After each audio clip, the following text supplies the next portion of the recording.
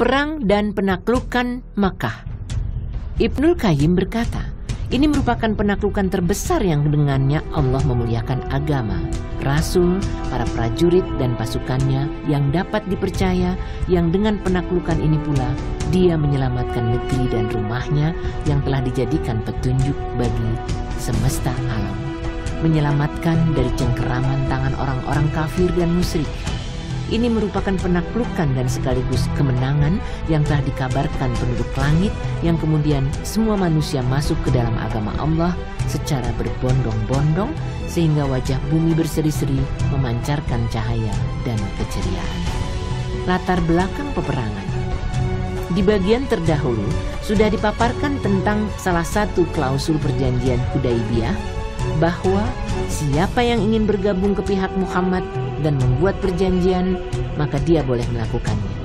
Dan siapa yang ingin bergabung ke pihak Quraisy dan membuat perjanjian, maka dia pun boleh melakukannya. Kabilah manapun yang bergabung ke salah satu pihak, maka kabilah tersebut dianggap sebagai bagian dari pihak yang bersangkutan. Penyerangan terhadap suatu kabilah dianggap sebagai penyerangan terhadap pihak yang bersangkutan.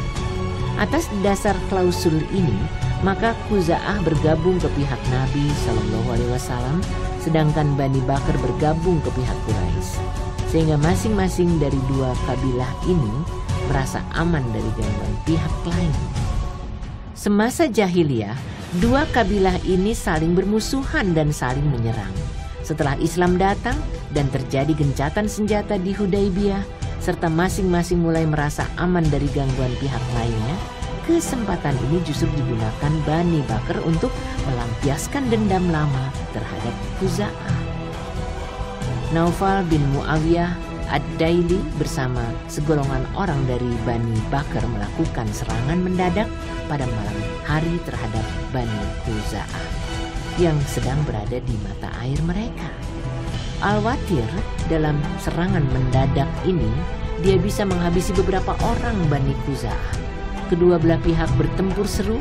Secara diam-diam Quraisy memberi bantuan persenjataan kepada Bani Bakr, dan bahkan beberapa orang Quraisy juga ada yang ikut terlibat langsung dalam pertempuran membantu Bani Bakr pada malam hari. Khuza'ah terdesak hingga ke Tanah Suci. Sesampainya di sana orang-orang dari Bani Bakr mengingatkan, wajah Naufal, kita sudah memasuki Tanah Suci, ingatlah Tuhanmu, Tuhanmu. Dia memberi jawaban dengan kata-kata yang tidak bisa dianggap enteng. Tidak ada Tuhan pada hari ini. Wahai Bani Bakr, lampiaskan dendam kalian. Demi Allah, kalau perlu kalian boleh mencuri di Tanah Suci. Apakah kalian tidak ingin melampiaskan dendam di Tanah Suci? Ketika penduduk Khuza'ah benar-benar sudah memasuki Mekah, mereka segera berlindung ke rumah Budail bin Warqa al-Khuzai dan rumah pembantunya yang bernama Rafi. Sementara pada saat yang sama, Amr bin Salim al-Khuzai cepat-cepat pergi ke Madinah hendak menemui Rasulullah SAW. Setibanya di sana, dia berdiri di hadapan beliau yang sedang duduk-duduk di masjid dikelilingi beberapa orang muslim. Dia berkata dalam sebuah syair, "Ya Robi, aku mengingatkan Muhammad dan menyeru persahabatan ayah kami dan ayahnya di masa lalu. Dulu kalian menjadi anak dan kamilah orang tuanya. Kami pasrah diri tanpa melepaskan tangan berdua. Ulurkan bantuan saat ini, niscaya datang petunjuknya. Serulah hamba-hamba Allah agar terulurkan bantuan mereka. Di tengah mereka ada Rasul Allah yang siap berperang, putih laksana bulan purnama yang terang benderang. Semua kotoran menyingkir jika wajah itu terbuka. Di lautan luas membentang, mengalirkan buih dan busa. Quraisy telah mengkhianatimu dalam perjanjian, melanggar perjanjian yang pernah dikukuhkan. Mereka mendesak hingga ke Mekah dan mengepungku, sementara tak seorang pun yang bisa kuseru. Mereka terdesak dengan jumlah tak seberapa. Quraisy menyerang kami di Al-Watir secara tiba-tiba, membunuh kami pada saat sujud dan ruku kepada Ilahi." Rasulullah SAW bersabda, Engkau pasti akan ditolong, wahai Amr bin Salim. Tiba-tiba saat itu muncul mendung di langit, lalu beliau bersabda, mendung ini akan memudahkan pertolongan bagi Bani Ka'ab. Budail dan beberapa orang dari Bani Khuza'ah juga berangkat untuk menemui Rasulullah SAW. Setelah bertemu, dia mengabarkan apa yang menimpa orang-orang Bani Khuza'ah dan bantuan yang diberikan Quraisy terhadap Bani Bakr. Setelah itu dia kembali lagi ke Mekah. Abu Sufyan pergi ke Madinah untuk memperbarui isi perjanjian. Tidak dapat diragukan, apa yang dilakukan Quraisy dan sekutunya ini merupakan pengkhianatan yang nyata terhadap perjanjian dan tidak mungkin bisa ditolerir lagi. Orang-orang Quraisy mulai menyadari pengkhianatan ini dan mulai merasakan akibat yang harus mereka tanggung. Mereka menyelenggarakan majelis permusyawaratan dan mengambil keputusan untuk mengirim utusan, yaitu pemimpin mereka Abu Sufyan, untuk memperbarui isi perjanjian. Setelah mendapat informasi tentang pengkhianatan ini, Rasulullah SAW memberitahukannya kepada para sahabat. Beliau bersabda, sepertinya Abu Sufyan akan mendatangi kalian untuk membuat perjanjian lagi dan menambahi temponya. Abu Sufyan berangkat menuju Madinah dan bertemu Budail bin Warqa di Usfan yang sedang pulang ke Madinah. Dari mana engkau, wahai Budail? Tanya Abu Sufyan yang merasa yakin bahwa Budail baru saja menemui Rasulullah SAW.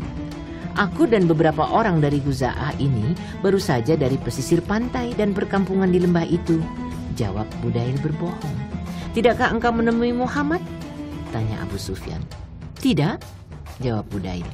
Setelah Budail pergi melanjutkan perjalanan ke Mekah, Abu Sufyan berkata sendiri, apabila Budail telah pergi ke Madinah, berarti dia telah memberi makan ontanya dengan biji-bijian. Lalu dia mendatangi tempat menderung onta Budail, mengambil kotoran onta dan memeriksanya, hingga dia melihat ada biji-bijian dalam kotoran itu. Dia berkata, aku berani sumpah kepada Allah, Budail benar-benar telah menemui Muhammad. Abu Sufyan melanjutkan perjalanan hingga tiba di Madinah. Dia memasuki rumah putrinya yang menjadi istri Rasulullah SAW, Ummu Habibah. Saat dia beranjak untuk duduk di lapik milik beliau, Ummu Habibah melipatnya agar tidak diduduki ayahnya. Abu Sufyan berkata meradang, hai putriku, apakah engkau lebih sayang kepadaku daripada lapik itu? Ataukah engkau lebih sayang kepada lapik itu daripada aku? Ummu Habibah menjawab, tetapi ini adalah lapik Rasulullah SAW. Padahal ayah adalah orang musyrik lagi najis. Abu Sufyan berkata, demi Allah, rupanya ada yang tidak beres denganmu setelah berpisah denganku.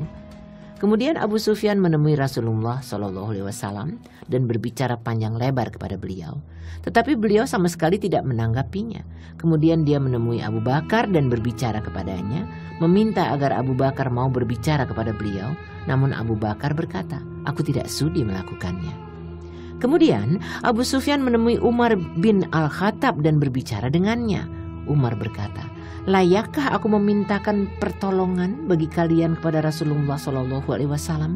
Demi Allah, kalaupun aku hanya mendapatkan debu, tentu debu itu akan kupergunakan untuk menyerang kalian. Kemudian Abu Sufyan menemui Ali bin Abu Thalib yang sedang bersama Fatimah dan Hasan yang merangkak dengan tangannya. Abu Sufyan berkata, wahai Ali, engkau adalah orang yang paling dekat hubungan kekerabatan denganku. Aku datang karena ada keperluan. Aku tidak akan kembali tanpa membawa hasil seperti dulu. Mintalah pertolongan bagiku kepada Muhammad. Celaka engkau, wahai Abu Sufyan. Rasulullah SAW sudah mengambil satu keputusan dan kami tidak bisa mempengaruhi beliau. Jawab Ali. Abu Sufyan memandang ke arah Fatimah, lalu berkata kepadanya, sudikah engkau menyuruh anakmu ini agar dia memberi perlindungan kepada orang-orang, agar dia menjadi pemimpin Arab sepanjang masa? Fatimah menjawab, demi Allah, anakku terlalu kecil untuk memberi perlindungan di tengah-tengah orang-orang. Di samping itu, tak seorang pun mau memberi perlindungan dengan mengangkangi Rasulullah SAW. Dunia terasa gelap gelita bagi Abu Sufyan. Dengan perasaan galau, resah dan putus asa, dia berkata kepada Ali bin Abu Thalib, "Wahai ayah Hasan, kulihat semua urusan terasa berat bagiku, berilah aku saran." "Demi Allah, aku tidak melihat lagi sesuatu pun yang berguna bagimu.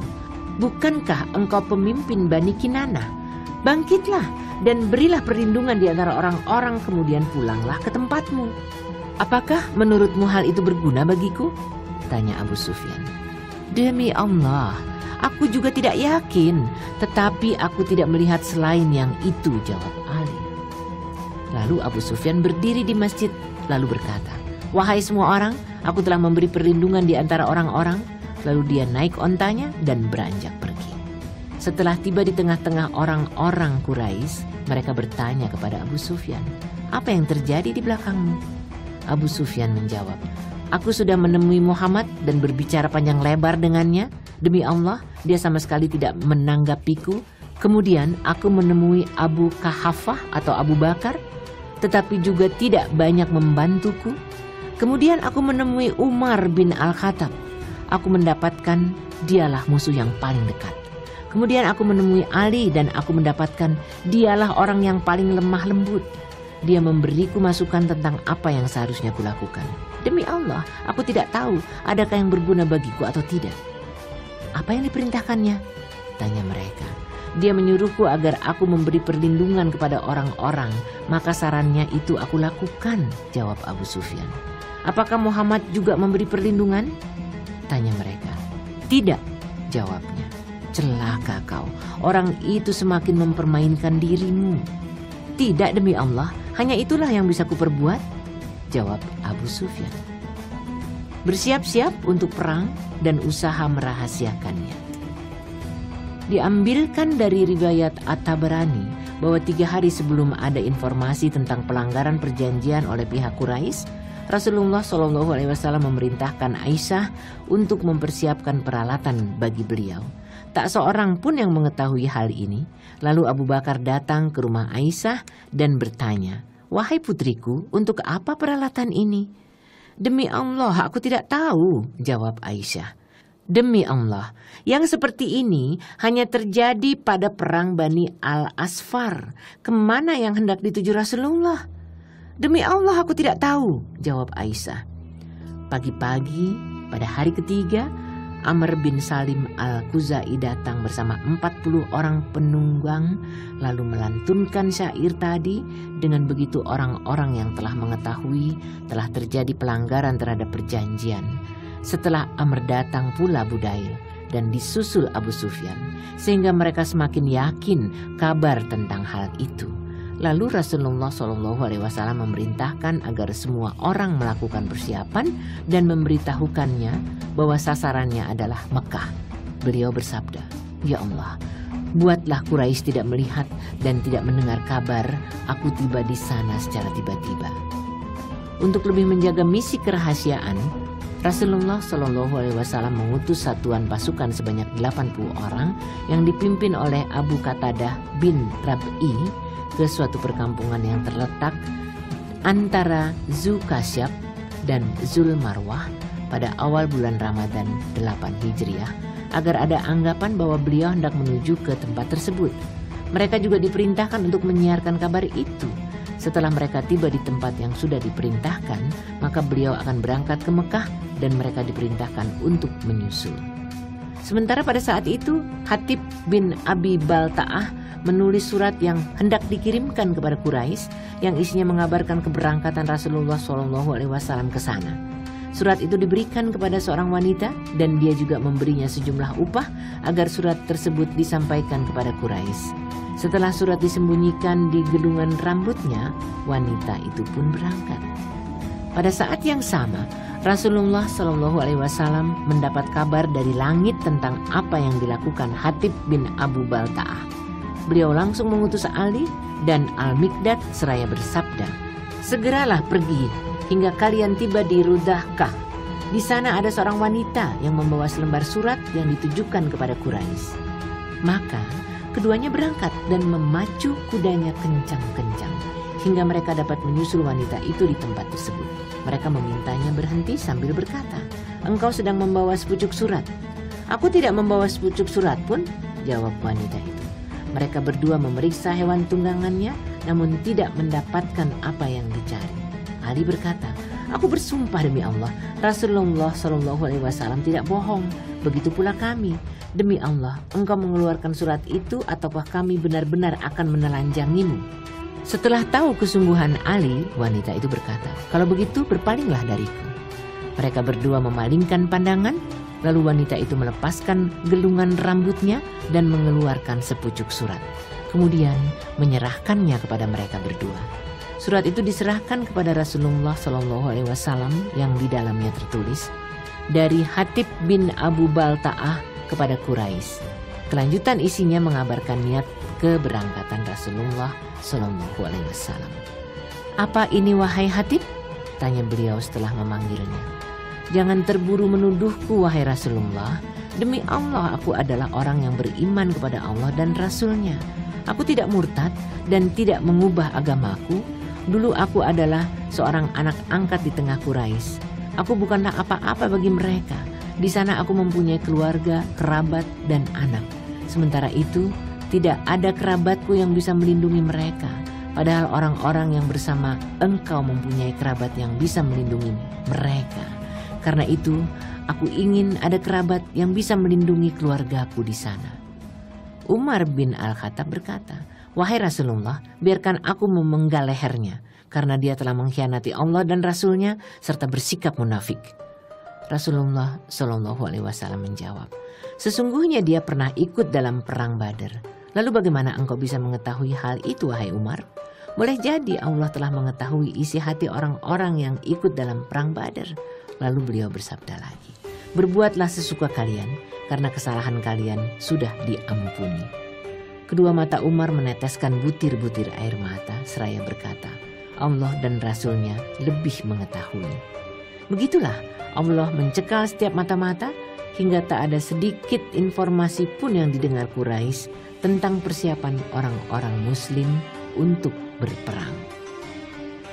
Pasukan Islam bergerak ke arah Mekah. Lewat 10 hari pada bulan Ramadan 8 Hijriah, Rasulullah SAW meninggalkan Madinah, beranjak pergi ke Mekah bersama 10.000 sahabat. Sedangkan Madinah diwakilkan kepada Abu Rum al-Ghaifari. Setiba di Juhfah atau setelah melewati Juhfah, Rasulullah SAW bertemu paman beliau Al-Abbas bin Abdul Muttalib yang telah masuk Islam dan hijrah bersama seluruh keluarga. Kemudian setelah tiba di Abwa, beliau juga bertemu dengan anak paman beliau, Abu Sufyan bin Al-Haris, dan anak bibi beliau, Abdullah bin Umayyah. Namun beliau menolak untuk bertemu dengan mereka berdua karena keadaan keduanya sudah payah dan letih. Ummu Salamah berkata kepada beliau, "Jangan biarkan anak paman engkau dan anak bibi engkau menjadi anak yang paling menderita karena engkau." Ali bin Abu Thalib memberi saran kepada Abu Sufyan bin Al-Haris, "Temuilah Rasulullah SAW langsung di hadapan beliau, lalu katakan seperti yang dikatakan saudara Yusuf kepadanya." Mereka berkata, "Demi Allah, sesungguhnya telah melebihkan kamu atas kami, dan sesungguhnya kami adalah orang-orang yang bersalah atau berdosa." Sesungguhnya beliau tidak ridho sekalipun ada seseorang yang perkataannya lebih baik dari itu. Maka Abu Sufyan melaksanakan saran Ali ini. Kemudian beliau bersabda kepada Abu Sufyan, "Pada hari ini tidak ada cercaan terhadap kalian. Mudah-mudahan Allah mengampuni kalian dan Dia adalah Maha Penyayang di antara para penyayang." Lalu Abu Sufyan melantunkan beberapa bait syair di hadapan beliau.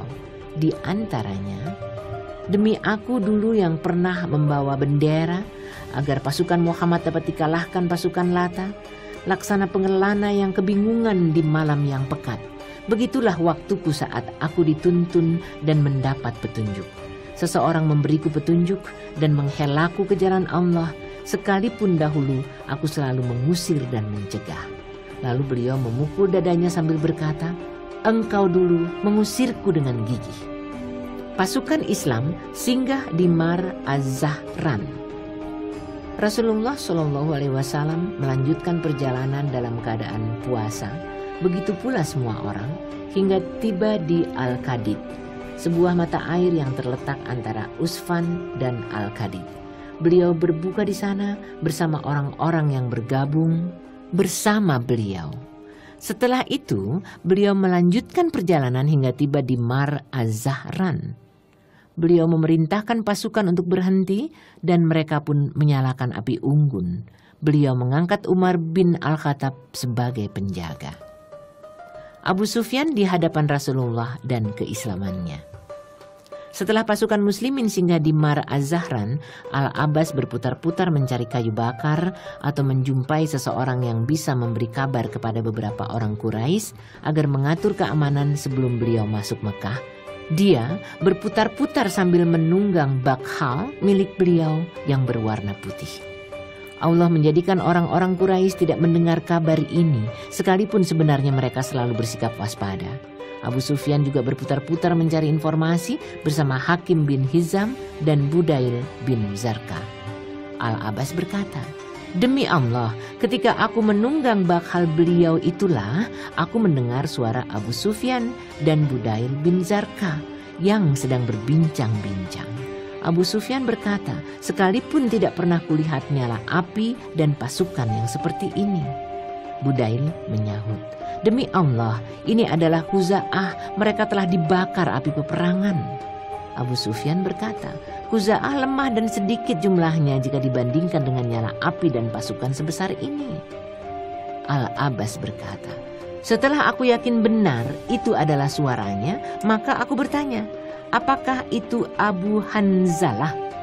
Rupanya dia juga mengenali suaraku. Dia bertanya, "Apakah itu Abu Fadl?" "Benar," jawabku. "Ada apa dengan dirimu demi ayah dan ibuku sebagai jaminanmu?" Aku menjawab, "Itu Rasulullah Shallallahu Alaihi Wasallam di tengah orang-orang. Demi Allah, amat buruklah orang-orang Quraisy." "Apa salahnya jika aku menjadikan ayah dan ibuku sebagai jaminanmu?"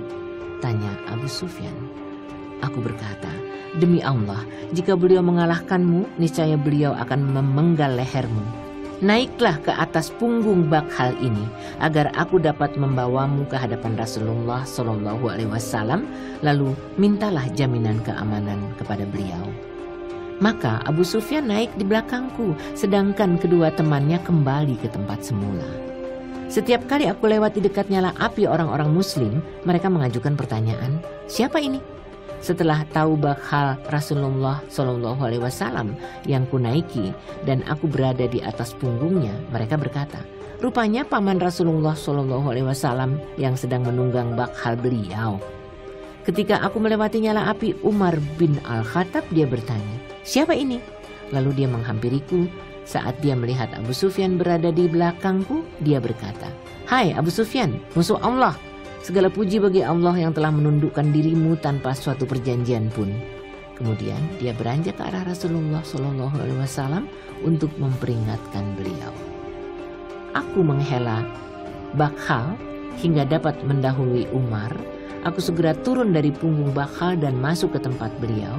Setelah itu barulah Umar masuk sambil berkata, "Wahai Rasulullah, ini adalah Abu Sufyan, biarkan aku memenggal lehernya."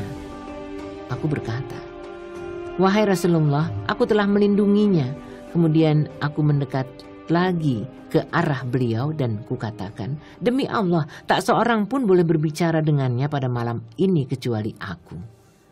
Ketika Umar bin Al-Khattab terus memaksakan keinginannya, maka aku berkata, "Sebentar wahai Umar, demi Allah, andaikan saja ada di antara orang-orang dari Bani Adi bin Ka'ab berkata seperti apa yang engkau katakan ini."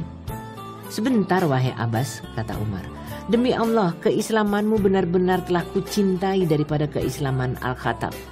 Kalau memang dia masuk Islam, dan sepengetahuanku keislamanmu juga lebih dicintai Rasulullah daripada keislaman Al-Khattab." Rasulullah Shallallahu Alaihi Wasallam bersabda, "Pergilah ke kemahmu wahai Abbas, besok pagi datanglah ke sini." Maka aku pun beranjak pergi. Besok paginya aku menemui beliau lagi. Ketika melihat Abu Sufyan yang juga ikut bersamaku, beliau bersabda, "Celaka kau wahai Abu Sufyan, bukankah sudah tiba saatnya bagimu untuk mengetahui bahwa tiada ilah selain Allah?" Abu Sufyan berkata, "Demi ayah dan ibuku sebagai jaminanmu, engkau sungguh orang yang murah hati, mulia, dan selalu menjaga hubungan kekeluargaan. Jauh-jauh hari aku sudah menduga, andaikan ada sesembahan lain bersama Allah, tentunya aku tidak membutuhkan sesuatu pun setelah ini. Beliau bersabda, celaka kau wahai Abu Sufyan, bukankah sudah tiba saatnya untuk mengetahui bahwa aku adalah Rasul Allah? Abu Sufyan berkata, demi ayah dan ibuku sebagai jaminanmu, engkau sungguh orang yang murah hati, mulia, dan selalu menjaga hubungan kekeluargaan. Kalau mengenai masalah ini, di dalam hatiku masih ada sesuatu yang mengganjal hingga saat ini. Al-Abbas berkata, celaka kau, masuklah Islam, bersaksilah bahwa tiada ilah selain Allah dan bahwa Muhammad adalah Rasul Allah sebelum beliau memenggal lehermu. Maka setelah itu Abu Sufyan masuk Islam dan memberikan kesaksian secara benar. Al-Abbas berkata kepada Rasulullah SAW, wahai Rasulullah, Abu Sufyan adalah orang yang suka membanggakan diri, maka berilah dia sesuatu. Beliau bersabda, benar, barang siapa yang memasuki rumah Abu Sufyan, maka keamanan dirinya terjamin. Siapa yang memasuki Masjidil Haram, maka keamanan dirinya terjamin. Pasukan Islam meninggalkan Mar Az-Zahran menuju Makkah. Pada Selasa pagi hari, tanggal 17 Ramadan 8 Hijriah, Rasulullah SAW meninggalkan Mar Az-Zahran menuju Mekah. Beliau memerintahkan Al-Abbas untuk menahan Abu Sufyan di ujung jalan tembus melewati gunung hingga pasukan Allah lewat di sana. Dengan begitu Abu Sufyan bisa melihat semuanya. Setiap kabilah lewat di jalan itu sambil membawa bendera masing-masing. Setiap kali ada kabilah yang lewat, Abu Sufyan bertanya, wahai Abbas, kabilah apakah ini? Sebagai contoh, Abbas menjawab, itu kabilah Sulaim. Abu Sufyan berkata, apa urusanku dengan Sulaim? Kemudian lewat kabilah yang lain lagi dan Abu Sufyan bertanya, kabilah apakah ini? Abbas menjawab, ini Muzainah. Apa urusanku dengan Muzainah? Kata Abu Sufyan. Akhirnya semua kabilah sudah lewat dan tak ada satu kabilah pun yang lewat melainkan Abu Sufyan menanyakannya. Dan setiap kali dijawab, dia berkata, apa urusanku dengan Bani Fulan? Hingga Rasulullah SAW lewat bersama kavalerinya yang menyemburatkan warna hijau, yang di sana ada beberapa muhajirin dan ansar. Diri mereka tidak tampak karena tertutup baju besi. Subhanallah, wahai Abbas, siapakah mereka ini? Tanya Abu Sufyan. Itu adalah Rasulullah SAW bersama muhajirin dan ansar, jawab Abbas. Tak seorang pun yang sanggup dan kuat menghadapi mereka, kata Abu Sufyan. Lalu dia melanjutkan lagi, demi Allah, wahai Abu Fadl, kerajaan keponakanmu yang tampak pada hari ini benar-benar menjadi besar. Al-Abbas berkata, wahai Abu Sufyan, itu adalah nubuah. Kalau begitu lebih bagus lagi, kata Abu Sufyan. Bendera Ansor dipegang Sa'ad bin Ubadah ketika melewati tempat Abu Sufyan. Sa'ad berkata, hari ini adalah hari pembantaian, hari dihalalkannya yang disucikan. Hari ini Allah menghinakan Quraisy. Abu Sufyan bertanya ketika Rasulullah SAW sudah berada di hadapan Abu Sufyan.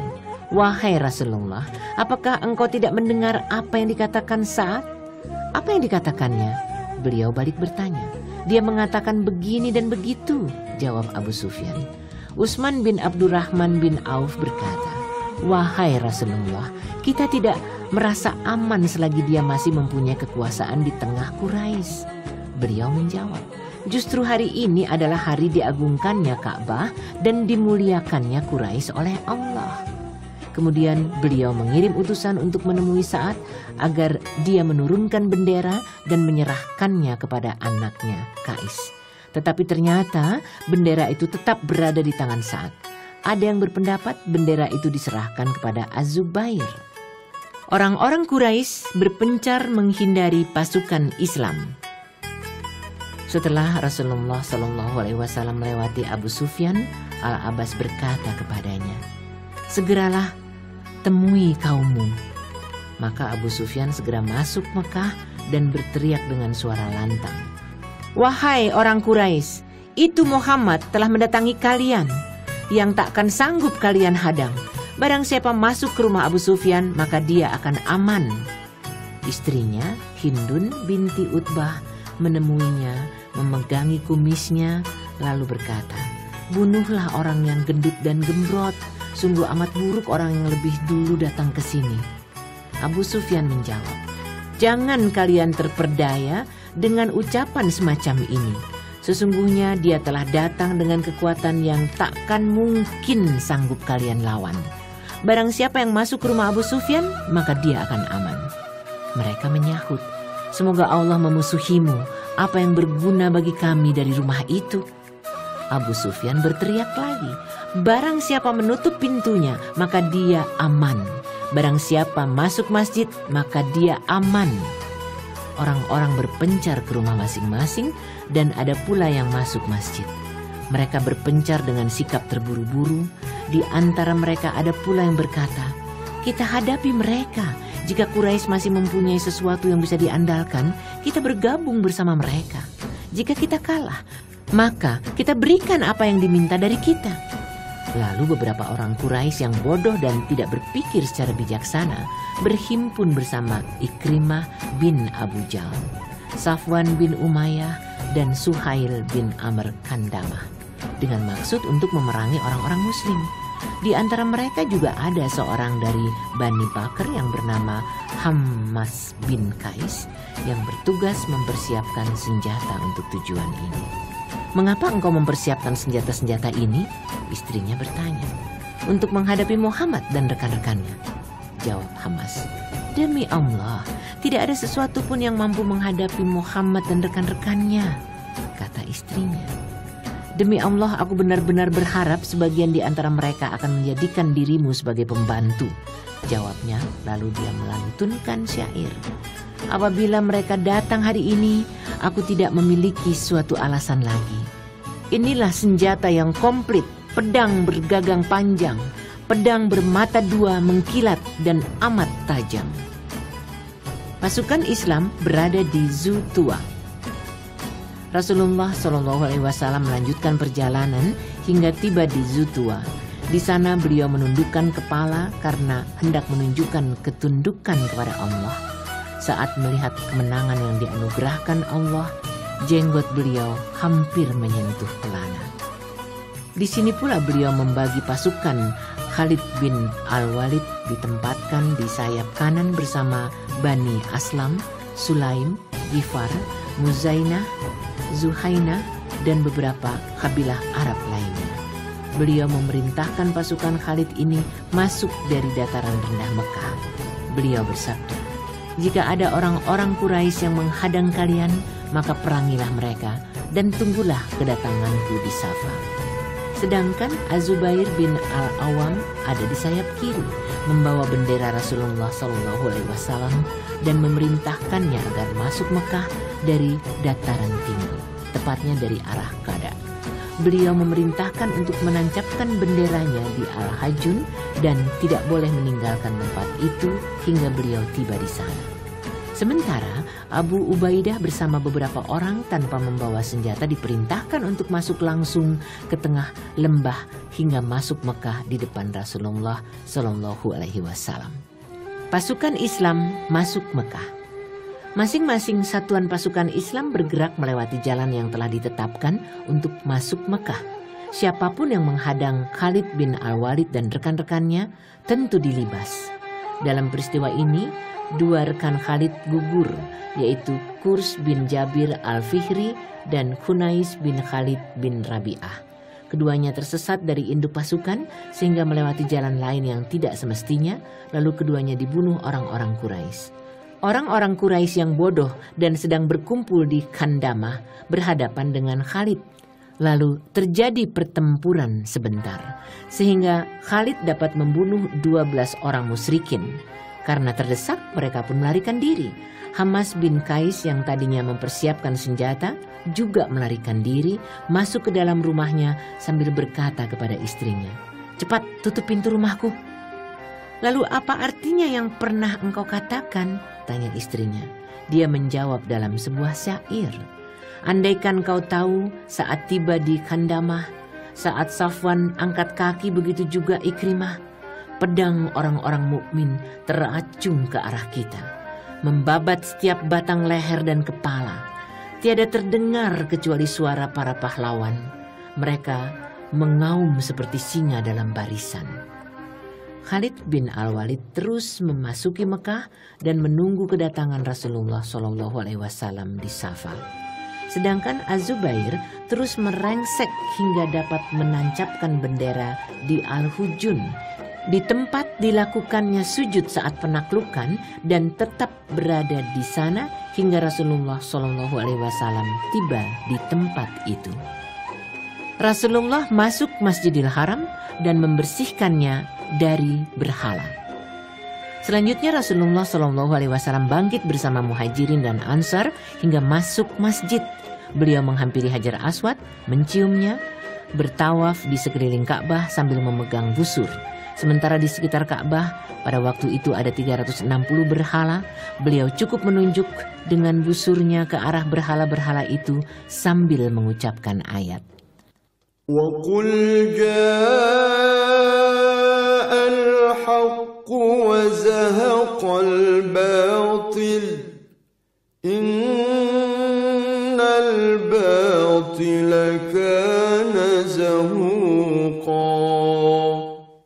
Dan katakanlah yang benar telah datang dan yang batil telah lenyap. Sesungguhnya yang batil itu adalah sesuatu yang pasti lenyap. Surat Al-Isra ayat 81. Katakanlah, kebenaran telah datang dan yang batil itu tidak akan memulai dan tidak pula akan mengulangi. Surat Saba ayat 49. Seketika itu pula berhala-berhala tersebut roboh di hadapan beliau. Beliau tawaf sambil menunggang onta dan tidak berpakaian ihram. Bahkan beliau memendekkan tawaf. Setelah sempurna, beliau memanggil Utsman bin Talhah dan memerintahkannya untuk mengambil kunci Ka'bah. Setelah terbuka, beliau masuk ke dalam Ka'bah yang di dalamnya beliau melihat berbagai gambar seperti gambar Ibrahim dan Ismail yang sedang membagi anak panah untuk undian. Beliau bersabda, "Semoga Allah membinasakan mereka." Demi Allah, beliau Ibrahim sama sekali tidak pernah mengundi dengan anak panah ini. Beliau juga melihat beberapa gambar yang lain, lalu memerintahkannya agar semua dienyahkan. Rasulullah sholat di dalam Ka'bah, lalu berpidato di hadapan orang-orang Quraisy. Beliau menutup pintu Ka'bah yang di dalamnya juga ada Usamah dan Bilal. Beliau menghadap ke arah dinding Ka'bah yang berseberangan dengan pintu Ka'bah. Beliau berdiri berjarak 3 hasta dari dinding. Di samping kiri beliau ada 2 tiang. Di samping kanan beliau ada 1 tiang, dan di belakang beliau ada 3 tiang. Sementara saat itu di dalam Ka'bah ada 6 tiang. Beliau sholat di tempat itu. Seusai sholat, beliau berkeliling di dalam Ka'bah, bertakbir di setiap sudutnya dan memuji Allah. Kemudian beliau membuka pintu Ka'bah, sementara orang-orang Quraisy berkerumun memenuhi masjid menunggu apa yang hendak beliau lakukan. Dengan memegangi 2 pinggiran pintu Ka'bah, sementara orang-orang Quraisy berkumpul di bawahnya, beliau bersabda, "Tiada ilah selain Allah semata, yang tiada sekutu baginya, yang membenarkan janjinya, yang menolong hambanya, yang mengalahkan musuh sendirian. Ketahuilah, setiap kekuasaan, harta benda, atau darah ada di bawah kedua kakiku ini, kecuali kekuasaan mengurusi Ka'bah dan memberi minum untuk orang-orang yang berhaji. Ketahuilah, pembunuhan yang salah sama dengan pembunuhan karena sengaja dengan menggunakan cambuk atau pentungan. Dalam hal ini berlaku tebusan yang berat, yaitu 100 onta, 40 ekor diantaranya berupa anak yang masih di dalam perut induknya. Wahai semua Quraisy, sesungguhnya Allah telah mengenyahkan kesombongan jahiliyah dan pengagungan terhadap nenek moyang. Manusia berasal dari Adam dan Adam berasal dari tanah." Kemudian beliau membaca ayat. Ya ayyuhan nasu inna khalaqnakum min zakarin wa unsa wa ja'alnakum شعوبا وقبائل لتعارفوا إن أكرمكم عند الله أتقاكم إن الله عليم خبير. Hai manusia, sesungguhnya kami menciptakan kamu dari seorang laki-laki dan seorang perempuan dan menjadikan kamu berbangsa-bangsa dan bersuku-suku supaya kamu saling kenal mengenal. Sesungguhnya orang yang paling mulia di antara kamu di sisi Allah ialah orang yang paling takwa di antara kamu. Sesungguhnya Allah Maha mengetahui lagi Maha mengenal. Surat Al-Hujurat ayat 13. Kemudian beliau bersabda, "Wahai sekalian orang Quraisy, apa yang bisa kuperbuat terhadap kalian menurut pendapat kalian?" Mereka menjawab, "Yang baik-baik sebagai saudara yang mulia dan anak saudara yang mulia." Beliau bersabda, "Kukatakan kepada kalian seperti yang dikatakan Yusuf kepada saudara-saudaranya. Pada hari ini tidak ada cercaan terhadap kalian. Pergilah karena kalian orang-orang yang bebas."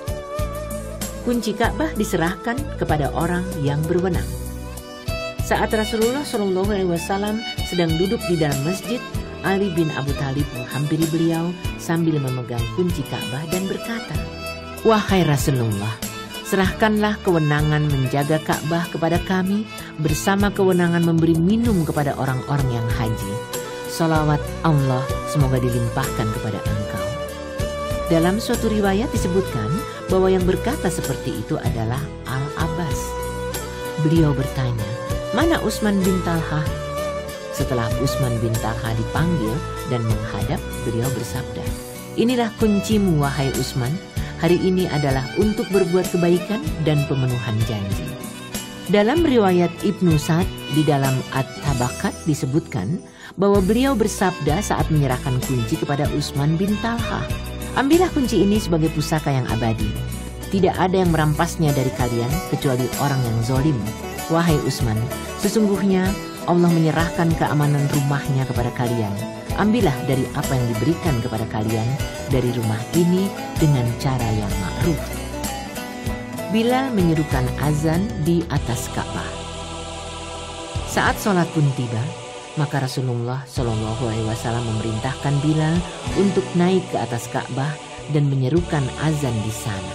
Sementara saat itu Abu Sufyan bin Harb, Atan bin Usaid, dan Al-Haris bin Hisham sedang duduk di serambi Ka'bah. Atab berkata, "Allah telah memuliakan Usaid atau ayahnya tanpa mendengar seruan ini. Jika mendengarnya tentu membuatnya marah." Al-Haris menyahut, "Demi Allah, andaikan saja aku tahu bahwa itu adalah benar, tentu aku akan mengikutinya." Abu Sufyan menyahut, "Demi Allah, aku tidak akan berkomentar apa-apa. Andaikan aku bicara, kerikil-kerikil ini tentu akan berbicara atas nama diriku." Nabi SAW langsung menemui mereka dan berkata, "Aku sudah tahu apa yang kalian ucapkan." Lalu beliau memberitahukan apa saja yang telah mereka ucapkan itu. Akhirnya Al-Haris dan Atab berkata, "Kami bersaksi memang engkau adalah Rasul Allah. Demi Allah, tak seorang pun yang mendengar apa yang kami ucapkan dan tidak pula kami memberitahukannya kepada seseorang." Salat kemenangan atau salat syukur. Pada hari itu pula Rasulullah SAW masuk ke dalam rumah Ummu Hani binti Abu Thalib, lalu mandi dan salat 8 rakaat di rumahnya. Saat itu adalah waktu duha.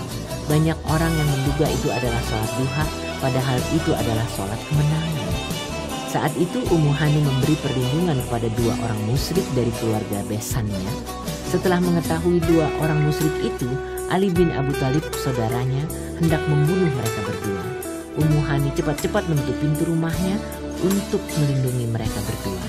Lalu Ummu Hani menceritakan perlindungan yang dia berikan kepada 2 orang musyrik itu dan kehendak Ali untuk membunuh mereka. Beliau bersabda, "Kami melindungi siapapun yang engkau lindungi, wahai Ummu Hani." Mengeksekusi para tokoh penjahat. Pada hari itu, Rasulullah SAW memutuskan untuk mengeksekusi 9 orang tokoh penjahat. Beliau memerintahkan untuk membunuh mereka sekalipun mereka tertangkap di bawah kain penutup Ka'bah.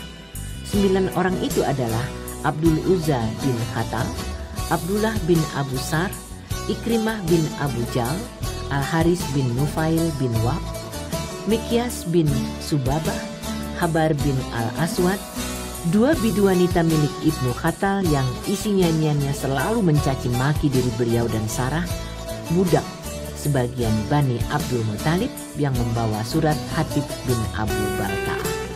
Apakah mereka ini benar-benar dieksekusi?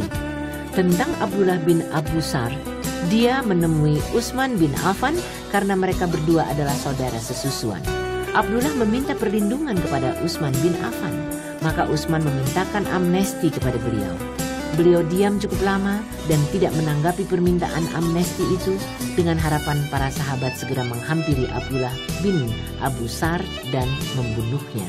Sebelum itu, Abdullah bin Sar sudah masuk Islam dan juga ikut hijrah ke Madinah, tetapi kemudian dia murtad dan kembali lagi ke Mekah. Ikrimah bin Abu Jal melarikan diri ke Yaman, lalu istrinya memintakan amnesti baginya. Setelah Rasulullah SAW memberi amnesti, istrinya menyusul ke Yaman, lalu mereka berdua kembali lagi ke Mekah dan Ikrimah masuk Islam. Sedangkan Ibnu Khattal berjuntai di kain penutup Ka'bah. Seseorang menemui beliau dan mengabarkannya. Beliau bersabda, "Bunuhlah dia."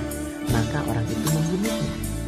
Sedangkan Mikyas bin Subabah dibunuh Numailah bin Abdullah. Sebelumnya, Mikyas pernah masuk Islam. Suatu ketika dia pergi bersama kaum Ansar, lalu membunuhnya. Kemudian dia murtad dan bergabung bersama orang-orang musyrik. Al-Haris bin Nufail adalah orang yang dahulu sering kali menyiksa dan mengganggu Rasulullah SAW saat di Mekah. Dia dibunuh Ali bin Abu Thalib.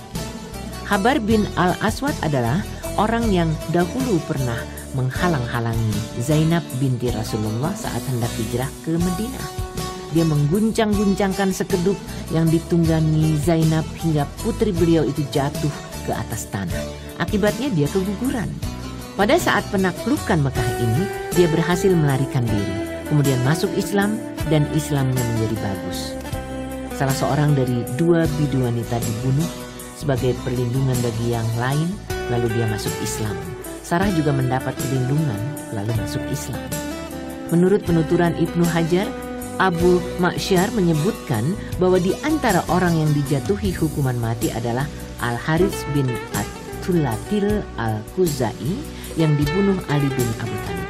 Al-Hakim juga menyebutkan bahwa ada pula nama Ka'ab bin Zuhair, kisah tentang dirinya cukup terkenal, yang kemudian masuk Islam dan mendapat pujian. Al-Hakim juga menyebutkan nama Wahsi bin Harb, Hindun binti Utbah, istri Abu Sufyan yang masuk Islam. Arnab, budak perempuan milik Ibnu Khattal yang juga dibunuh.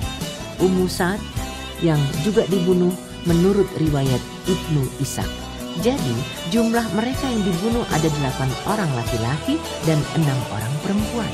Tetapi boleh jadi Arb dan Ummu saat ini adalah bidu wanita yang ikut dibunuh. Ada perbedaan nama keduanya karena pertimbangan julukan dan panggilan mereka. Safwan bin Umayyah dan Fadalah bin Umair masuk Islam. Safwan termasuk orang yang tidak dijatuhi hukuman mati, tetapi sebagai pemimpin Quraisy yang besar, dia merasa takut terhadap keselamatan dirinya. Karena itu dia melarikan diri. Umair bin Al-Wab Al-Jumahi memintakan perlindungan bagi dirinya kepada Rasulullah SAW dan beliau memberikannya. Bahkan beliau memberinya kain kerudung kepala yang beliau pakai saat memasuki Mekah. Umar segera menyusul Safwan yang saat itu sudah bersiap-siap naik perahu dari Jeddah dengan tujuan Yaman. "Beri aku kesempatan 2 bulan untuk mengambil keputusan," kata Safwan. "Bahkan engkau diberi kesempatan selama 4 bulan, kata Umair. Kemudian Safwan masuk Islam, sedangkan istrinya sudah masuk Islam lebih dahulu. beliau mengesahkan keduanya berdasarkan pernikahan yang pertama. Sementara Fadalah adalah orang yang pemberani. Dia langsung menemui Rasulullah SAW dan secara diam-diam hendak membunuh beliau yang sedang tawaf. Setelah saling berhadapan, beliau mengetahui apa yang terbetik dalam hatinya dan beliau justru mengungkapkan hal ini kepadanya. Maka seketika itu pula Fadalah masuk Islam.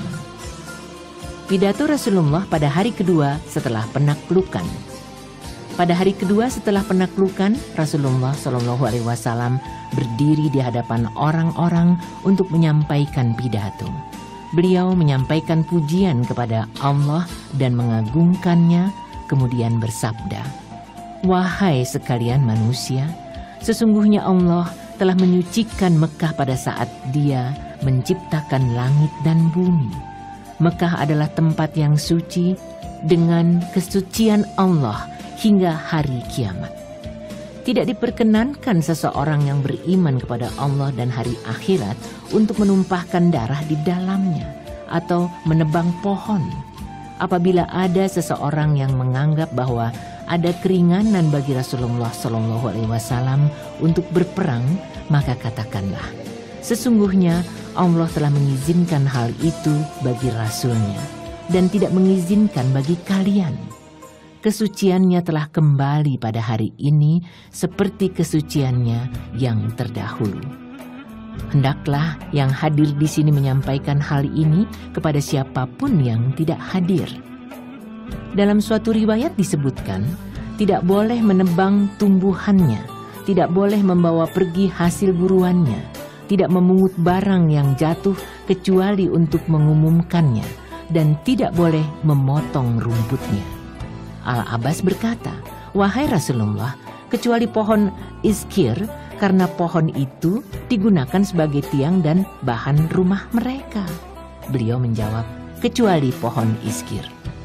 Pada waktu itu, Khuza'ah membunuh seorang laki-laki dari Bani Laits sebagai pembalasan dari masa jahiliyah dahulu. Tentang hal ini, Rasulullah SAW bersabda, "Wahai Bani Khuza'ah, bebaskanlah tangan kalian dari pembunuhan karena sudah cukup banyak korban, sekalipun ini mungkin ada manfaatnya. Kalian sudah membunuh seorang korban dan aku akan membayar tebusannya. Siapa yang membunuh setelah aku beranjak dari tempat ini, maka keluarga korban dapat memilih salah satu dari dua kebaikan. Jika mereka menghendaki dapat memilih darah pembunuhnya, dan jika menghendaki mereka dapat memilih tebusannya." Dalam suatu riwayat disebutkan, lalu ada seorang laki-laki dari penduduk Yaman yang bernama Abu Syah yang berdiri sambil berkata, "Tuliskanlah bagiku hal itu, wahai Rasulullah." Maka beliau menuliskan isi pidato beliau ini bagi Abu Syah. Kekhawatiran Ansar andaikan Rasulullah menetap di Mekah. Setelah Rasulullah SAW menyelesaikan semua urusan penaklukan Mekah, yang merupakan tanah kelahiran dan negeri beliau, maka orang-orang Ansar saling kasak-kusuk di antara mereka. Apakah menurut kalian Rasulullah SAW akan menetap di Mekah setelah Allah memberikan kemenangan? Saat itu beliau sedang berdoa di Safa sambil mengangkat kedua tangan beliau. Setelah selesai, beliau bertanya, "Apa yang kalian katakan?" "Tidak ada apa-apa, wahai Rasulullah," jawab mereka. Namun mereka tetap memperbincangkan hingga akhirnya mereka menyampaikannya kepada beliau. Beliau bersabda, "Aku berlindung kepada Allah. Tempat hidup adalah tempat hidup kalian dan tempat mati adalah tempat mati kalian." Pengambilan sumpah setia. Ketika Allah menaklukkan Mekah bagi Rasulullah SAW dan orang-orang Muslim, maka penduduk Mekah sudah bisa membuka matanya, melihat suatu kebenaran. Mereka menyadari bahwa tidak ada jalan keselamatan kecuali Islam. Mereka pun menyatakan masuk Islam dan berkumpul untuk sumpah setia. Rasulullah SAW duduk di Safa untuk membaiat mereka. Sementara Umar bin Al-Khattab berada di bawah beliau, memegang tangan orang yang dibaiat mereka menyatakan sumpah setia kepada beliau untuk taat dan tunduk menurut kesanggupan. Di dalam Al-Madarik diriwayatkan bahwa setelah Nabi SAW selesai membaiat kaum laki-laki, beliau juga membaiat kaum wanita. Saat itu beliau ada di Safa dan Umar berada di bawah beliau. Beliau membaiat para wanita itu untuk tunduk kepada perintah beliau dan menyampaikan apapun yang berasal dari beliau. Lalu muncul Hindun binti Utbah, istri Abu Sufyan. Dia datang dengan cara sembunyi-sembunyi, takut kalau beliau memergokinya karena apa yang dahulu pernah diperbuatnya terhadap jasad Hamzah. Rasulullah SAW bersabda, "Aku membaiat kalian untuk tidak menyekutukan sesuatu pun dengan Allah." Lalu Umar bin Al-Khattab membaiat mereka untuk tidak menyekutukan sesuatu pun dengan Allah. Beliau bersabda lagi, "Mereka tidak mencuri." Hindun berkata, "Sesungguhnya Abu Sufyan adalah orang yang kikir. Bagaimana jika aku mengambil sedikit dari hartanya?" Abu Sufyan menyahut, "Apa yang engkau ambil maka itu halal bagimu." Rasulullah SAW tersenyum mendengar hal itu hingga beliau dapat mengenali Hindun. Beliau bertanya, "Benarkah engkau Hindun?" "Ya," jawab Hindun. Dia berkata lagi, "Ampunilah kesalahanku yang telah lampau, wahai Nabi Allah. Niscaya Allah akan mengampuni engkau pula." Beliau bersabda lagi, "Mereka tidak berzina." Hindun bertanya, "Adakah wanita merdeka yang berzina?" Beliau bersabda, "Mereka tidak membunuh anak-anak mereka." Hindun berkata, "Kami mengasuh mereka sewaktu kecil, lalu kalian membunuh mereka setelah besar." Sebagaimana yang diketahui bersama, anak Hindun, Hanzalah, telah terbunuh pada waktu perang Badar. Mendengar ucapan Hindun itu, Umar tertawa hingga badannya telentang karena merasa geli, sementara Nabi SAW hanya tersenyum. Beliau bersabda lagi, "Mereka tidak membuat kedustaan." Hindun berkata, "Demi Allah, kedustaan adalah perkara yang amat buruk, sementara engkau tidak menyuruh kami kecuali kepada petunjuk dan akhlak yang mulia." Beliau bersabda lagi, "Mereka tidak mendurhakaiku dalam perkara yang ma'ruf." Hindun berkata, "Demi Allah, kami tidak duduk di tempat ini sementara di dalam relung hati kami ada niat untuk mendurhakai engkau." Setelah Hindun kembali ke rumahnya, dia merobohkan berhala di rumahnya sambil berkata, "Dulu kami terpedaya olehmu." Keberadaan Rasulullah di Mekah. Rasulullah SAW di Mekah selama 19 hari. Selama itu beliau memperbarui simbol-simbol Islam dan menyampaikan petunjuk kepada orang-orang. Selama itu pula beliau memerintahkan Abu Usaid Al-Khuzai untuk memperbarui beberapa bagian di Tanah Suci. Beliau juga mengirim beberapa kelompok orang untuk berdakwah kepada Islam serta merobohkan semua berhala di sekitar Mekah. Ada yang berseru di Mekah, "Siapa beriman kepada Allah dan hari akhirat, maka dia tidak boleh membiarkan ada berhala di dalam rumahnya, melainkan dia harus merobohkannya sendiri." Pengiriman beberapa satuan perang dan utusan. Setelah suasana menjadi tenang, beliau mengirim beberapa satuan perang dan utusan, di antaranya 1. Pengiriman Khalid bin Al-Walid untuk mendatangi berhala Uzza di Nakhlah dan menghancurkannya tepat 5 hari sebelum habisnya bulan Ramadan. Berhala ini milik orang-orang Quraisy dan semua Bani Kinanah, juga termasuk berhala mereka yang paling besar. Penjaga berhala ini adalah Bani Syaiban. Khalid pergi ke sana bersama 30 orang penunggang kuda hingga tiba di sana dan merobohkannya. Setelah Khalid kembali, Rasulullah SAW bertanya, "Apakah engkau melihat sesuatu?" "Tidak," jawab Khalid. "Kalau begitu, engkau belum benar-benar merobohkannya. Kembalilah ke sana lagi dan robohkanlah," sabda beliau. Dengan hati bergejolak, Khalid pergi lagi sambil menghunus pedangnya. Di sana ada seorang wanita berkulit hitam yang keluar di hadapannya dalam keadaan telanjang dan menggeraikan rambutnya. Orang-orang berteriak karena ulah wanita ini. Khalid menebaskan pedangnya ke tubuh wanita itu dan memotongnya menjadi 2 bagian. Setelah itu Khalid kembali dan memberitahukannya apa yang terjadi kepada Rasulullah SAW. Kemudian beliau bersabda, "Dulu aku sempat putus asa kalau Uzza akan disembah selama-lamanya di negeri kalian ini." 2. Pada bulan itu Amru bin Al-As juga diutus untuk menghancurkan Suwa, berhala milik Huzail di Ruhat sejauh 3 mil dari Mekah. Setibanya di sana, penjaganya bertanya, "Apa maumu?" Amru menjawab, "Aku disuruh Rasulullah SAW menghancurkan Suwa." "Engkau tidak akan sanggup," kata penjaga. "Mengapa?" "Karena engkau akan dihalangi." Amru berkata, "Hingga detik ini engkau berada dalam kebatilan, celakalah engkau. Apakah berhala itu bisa mendengar dan melihat?" Kemudian dia mendekati ke arah Suwa lalu menghancurkannya. Dia juga memerintahkan rekan-rekannya untuk menghancurkan tempat penyimpanan barang dan mereka tidak mendapatkan apa-apa di sana. Kemudian Amru bertanya kepada penjaganya, "Bagaimana menurut pendapatmu?" "Kalau begitu, aku pasrah kepada Allah," kata penjaganya. 3. Pada bulan yang sama beliau mengutus Sa'ad bin Zaid al-Ashhali bersama 20 orang untuk mendatangi Manat yang terletak di Al-Musyallal di bilangan Kadid. Manat ini adalah berhala yang dulunya milik Aus, Khazraj, Ghassan, dan lain-lain. Setibanya di sana, penjaga Manat bertanya, "Apa maumu?" "Menghancurkan Manat," jawab Sa'ad.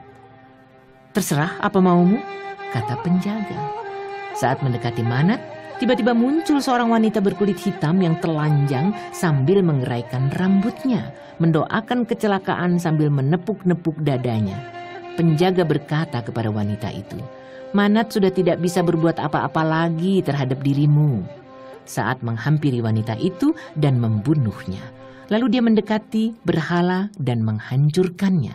Rekan-rekannya menghancurkan tempat penyimpanan barang dan tidak mendapatkan apa-apa di dalamnya. 4. Setelah pulang dari misinya menghancurkan Uzza, Khalid bin Al-Walid diutus Rasulullah SAW pada bulan Sya'ban ke Bani Jazimah dengan tujuan untuk menyeru penduduk di sana kepada Islam dan bukan sebagai prajurit perang. Dia pergi ke sana bersama 350 orang dari Muhajirin dan Ansar serta Bani Sulaim. Dia tiba di sana dan menyeru kepada Islam. Mereka bukannya berkata, "Kami masuk Islam," tapi mereka justru berkata, "Kami keluar dari agama kami." Khalid menjadi berang. Dia menyerang dan menawan mereka. Dia menyerahkan seorang tawanan kepada setiap prajuritnya. Lalu selang beberapa hari kemudian, dia memerintahkan masing-masing prajurit untuk membunuh tawanannya. Namun Ibnu Umar dan beberapa rekannya menolak perintah Khalid ini. Ibnu Umar dan beberapa rekannya ini menemui Rasulullah SAW dan menceritakan peristiwa ini. Beliau mengangkat tangan ke atas sambil bersabda, "Ya Allah, aku berlepas diri kepadamu dari apa yang telah dilakukan Khalid." Beliau mengucapkan hingga 2 kali. Yang membunuh para tawanan itu adalah Bani Sulaim, sedangkan Muhajirin dan Ansor tidak melakukannya. Setelah itu beliau mengutus Ali bin Abu Thalib dan menyerahkan tebusan dari korban yang terbunuh dan segala kerugian yang mereka alami. Khalid dan Abdurrahman bin Auf terlibat dalam perdebatan yang sengit pada waktu itu. Setelah mendengar kejadiannya, beliau bersabda kepada Khalid, "Sebentar wahai Khalid, biarkanlah para sahabatku. Demi Allah, andaikan Uhud ini gunung emas, kemudian engkau menafkahkan semuanya fi sabilillah, maka hal ini tidak akan bisa menyamai kepergian para sahabatku pada waktu pagi maupun petang hari." Itulah perang penaklukan Mekah, suatu peperangan yang sangat menentukan dan kemenangan yang besar untuk menumpas dan menghancurkan eksistensi paganisme hingga tuntas, tidak memberi peluang dan kesempatan bagi kehidupan paganisme di seluruh jazirah Arab. Sebelum saat penaklukan Mekah ini, semua orang menunggu-nunggu bagaimana babak akhir permusuhan yang sudah sekian lama berjalan. antara orang-orang Muslim dan penyembah berhala. Sebenarnya, semua kabilah sadar bahwa tanah suci tidak bisa dikuasai kecuali oleh orang-orang yang berada di atas kebenaran. Keyakinan mereka seperti ini semakin kuat tertanam di dalam lubuk hati mereka sejak setengah abad yang lalu, yaitu saat pasukan penunggang gajah atau pasukan yang dipimpin Abraha menyerang Ka'bah dengan tujuan untuk menghancurkannya. Akibatnya pasukan mereka hancur lebur seperti daun-daun yang habis dimakan ulat. Perjanjian Hudaibiyah merupakan permulaan dari sinyal datangnya kemenangan yang besar ini. Dengan dikukuhkannya perjanjian ini, semua orang merasa aman. Setiap orang mengobrol dengan yang lain, memperbincangkan masalah Islam. Orang-orang Muslim yang sebelumnya menyembunyikan keislamannya di Mekah menjadi berani menampakkan agamanya dan bahkan berani berdakwah serta berdebat dengan orang lain. Alhasil cukup banyak orang yang masuk Islam. Sehingga jumlah pasukan muslimin ini di berbagai pertempuran sebelumnya yang tak lebih 3.000 prajurit, dalam peperangan penaklukan Mekah ini jumlah mereka tak kurang dari 10.000 prajurit. Peperangan penaklukan Mekah ini bisa membuka mata manusia dan mampu mengenyahkan tabir terakhir yang selalu menghalangi dan menyelubungi Islam. Dengan penaklukan ini pula, orang-orang Muslim bisa memegang kendali kekuasaan politik dan agama secara sekaligus di seluruh Jazirah Arab. Kekuasaan agama dan keduniaan benar-benar telah beralih ke tangan mereka. Tahapan yang pernah dirintis setelah gencatan senjata dan perjanjian Hudaibiyah bagi kepentingan orang-orang Muslim benar-benar telah tuntas dan komplit dengan adanya kemenangan yang nyata ini. Setelah itu dimulailah tahapan baru untuk kepentingan orang-orang Muslim secara keseluruhan. Kekuasaan yang sudah terpegang di tangan ini benar-benar membantu untuk menguasai keadaan. Tidak ada pilihan bagi kaum Arab kecuali mengirim utusan kepada Rasulullah. Lalu mereka menyatakan kesediaan untuk masuk Islam dan menyebarkan dakwahnya ke seluruh dunia. Misi dakwah ke seluruh dunia ini dapat ditempuh selama 2 tahun setelah itu.